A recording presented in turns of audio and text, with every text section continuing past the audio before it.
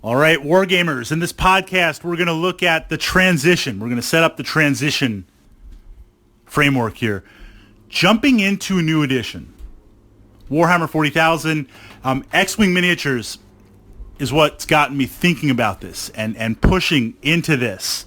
I've made the jump officially from 1.0 to 2.0. I mean, I was dabbling 2.0 for a while, playing games, enjoying it, but doing my best to resist the reboot on there. But X-Wing is just way too much fun to play, and the X-Wing community is really, really amazing. An amazing group of players out there, a lot of great ideas, and it's quite frankly, it's fun to play the good guys for once. Usually, like Warhammer 40,000, I'm playing Chaos Space Marines. In Battletech, I'm playing bloodthirsty mercenaries. So it's a change of pace to bring order back to the galaxy and fly for the Imperial Navy on there. You know, the legitimate elected government of the universe, of the, core worlds and everything. But there's this transition period in any war game. You've been an enthusiast of a certain system. You've played it. It could be Warhammer 40,000. I see this a lot with Warhammer 40,000 simply because I've been involved in playing so long, 40K, and with every edition that gets released by Games Workshop, not only are there new players to the game, but you see a lot of people that return for various reasons. Either annoying things like life and work and real-world adulting responsibilities, or maybe, school, focusing on that, education.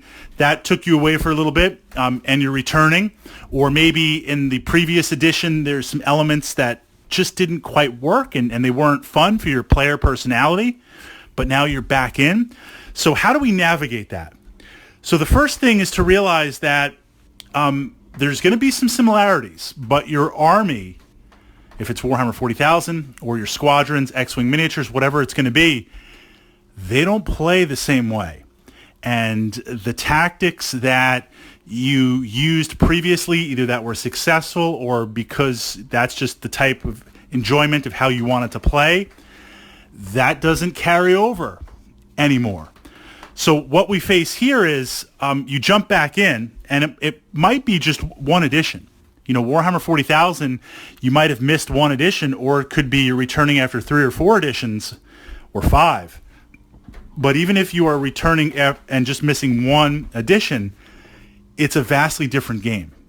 There's going to be concepts that you're familiar with. Again, whether it's 40K, X-Wing miniatures, concepts you're familiar with, base gameplay you're familiar with, but it's completely different. So what you begin to see here, of course, is your favorite army doesn't quite play, or your favorite build doesn't quite play the way it does. You're frustrated because previously, you were like, hey, I was winning, I was crushing, and now there's these new players that just started the game and they're crushing me. This is what I call the hold point on there.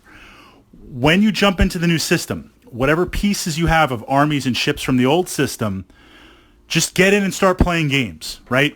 Don't worry about winning or losing. It's like first 15 games are just you playing with whatever you have. You're probably going to lose because your stuff isn't optimal. You're probably going to lose because you're learning the game. You're probably going to lose because it's been a while since you've been rolling dice. But you have the core components to get you back in as an introduction on now what's new.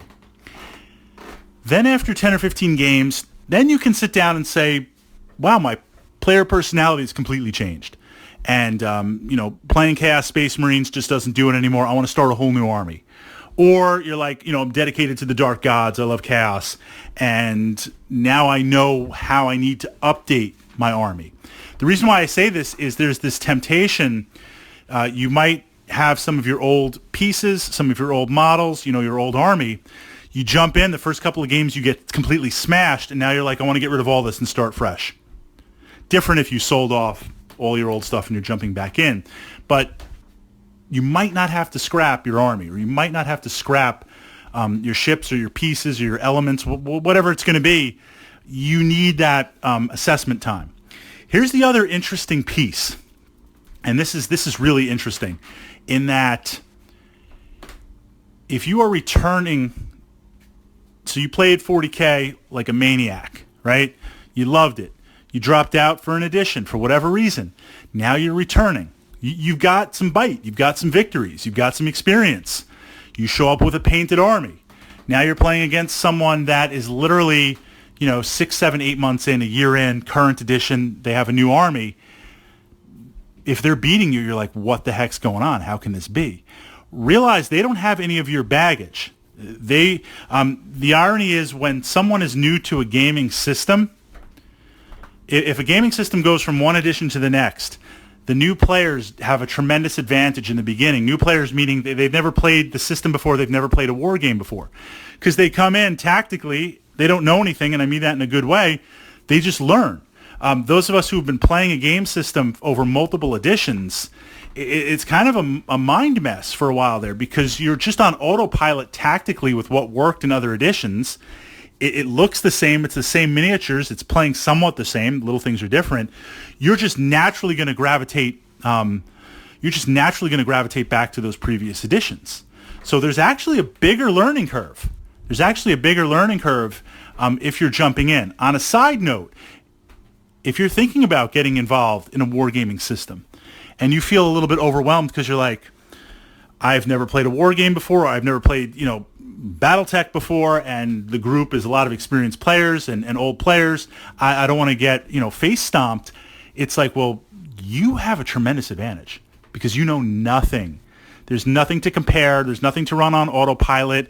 There's nothing to analyze. You are literally learning everything from scratch. And if you can hook up with good habits from the beginning, you will be an amazing force to reckon with. You will be like Sith Lord beyond level on there because you have no supporting baggage to draw on there. So ironically, a lot of positive stuff where new players coming into wargaming, they're the people you have to watch out for. The people like myself that, sometimes I'm playing 40K and I've been playing, I love Eldar. I love my Samhan Warhost.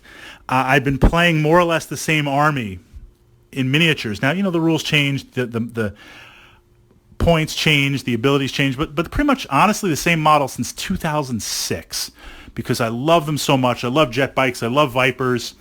I love grav tanks on there. It's just what I want to play. But there's times I'm playing the army and like my brain shorts out, during one of the turns, and I'm like, wait, what am I doing here? Because there's so many additions, and I've been playing so long. Maybe it's just me, right? But sometimes it's like, wait, what? I got to really think about what the heck I'm doing here because there's so many rules mashed around in my head. You're brand new to Eldar. You're brand new to an army. You've got none of that on there. So making that transition, it's important when you come back. It's not that your skills are completely worthless, but you're going to be learning new things and you're not aware of it. Don't dump your army. Don't get rid of your army. Don't be, even if you love it, chaos, dedicated. Don't be so quick to just make radical changes to get yourself competitive and into the game. You need that learning curve. You need those 10, 15 or so games just to assess what's going on and pushing it from there.